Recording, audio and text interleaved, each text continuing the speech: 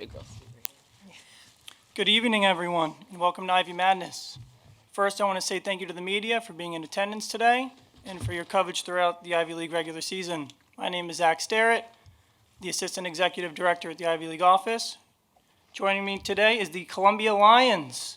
Joining me is Coach of the Year, Megan Griffith, along with unanimous All-Ivy First Team selections, Abby Shue and Caitlin Davis.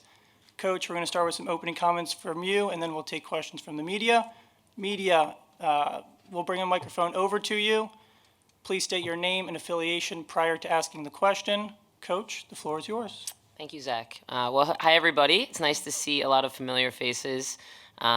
It's great to be back to Ivy Madness. Very excited, especially for you to hear from these two amazing young people sitting next to me, unanimous first-team selections.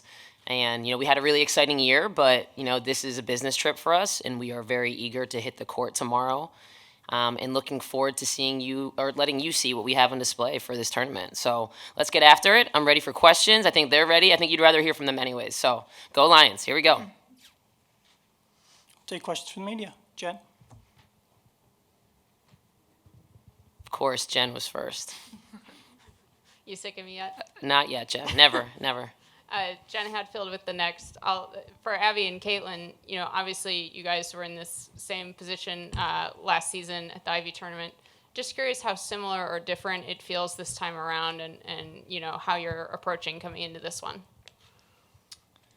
Yeah, I feel like, this is a different time around. I think we showed in our play leading up to this that we are a different team and we're ready to win an Ivy League championship. Caitlin? Yeah, I second that. I think this is a different season for us. We're more mature. We have more experience. I think we're the more prepared team right now. And like Abby said, we're here to win a championship. Yeah. One more for Meg. Meg, you've had this kind of climb in your Columbia career, and it looks like on the outside, it looks pretty storybook, like kind of easy. I know it's not been easy. What are some of the roadblocks that you've hit that, in hindsight, maybe have helped you get to this point as you reflect back on, everything that's gotten you to Coach of the Year?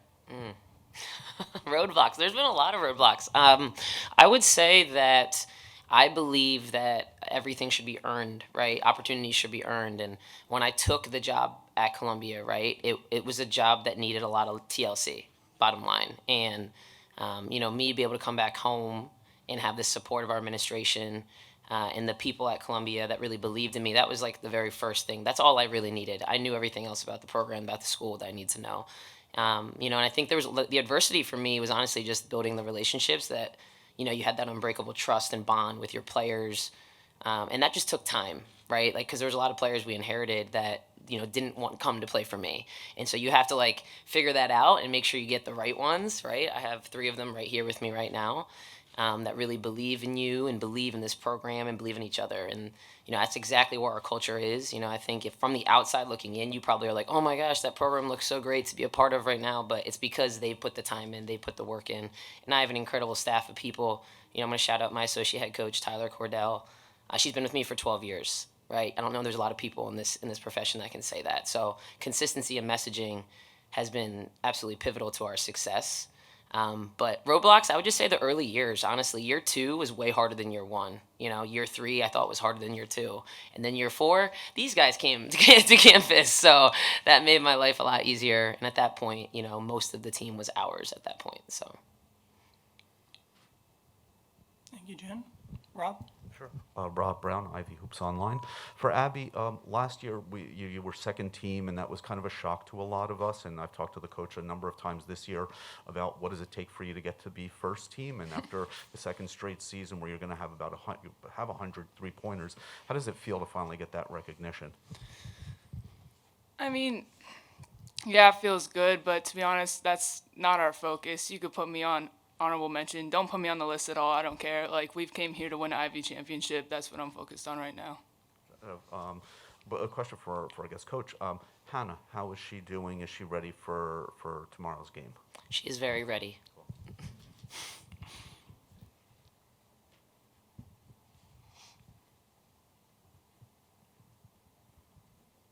Rob, you want to follow up?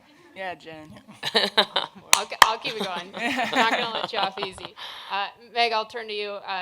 Going against Carrie Moore, obviously both of you, former Princeton assistants, kind of a similar path, not exactly, but now in her first year, she's got her team as the number 3 seed. Just curious, how it feels for you, kind of like with that matchup, and just curious your thoughts on how she's done in that first year getting this 3 seed. I've known Carrie for a long time. I knew her when she was here as the director of basketball operations, right? So our paths have been very intertwined. Like I said, that was back in 2014, 15, 16, because I came to, 2009 and 10. I came to Princeton in 2010.